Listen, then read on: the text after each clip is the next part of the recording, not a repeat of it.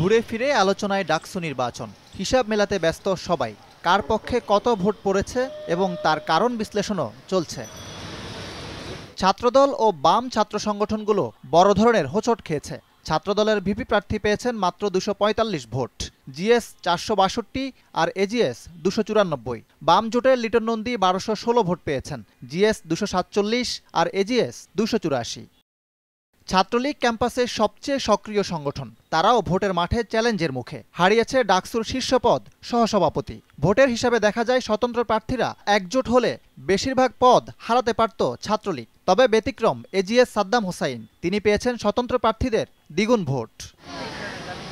মেয়েদের হলে আরও বেশি চ্যালেঞ্জের মুখে ছাত্রলীগ। হারাতে হয়েছে মেয়েদের 4টি হলের শীর্ষ পদ।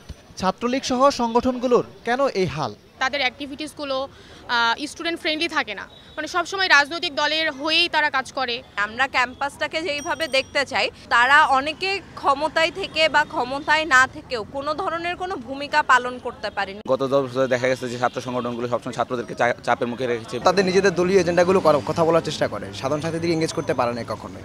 বিশ্লেষকরা মনে করেন শিক্ষার্থীদের অধিকার নিয়ে কথা না বলে নিজেদের নিয়েই ব্যস্ত সংগঠনগুলো। আস্থা হারিয়ে তাই নতুন নেতৃত্বের দিকেই ঝুঁকছে ছাত্রছাত্রীরা।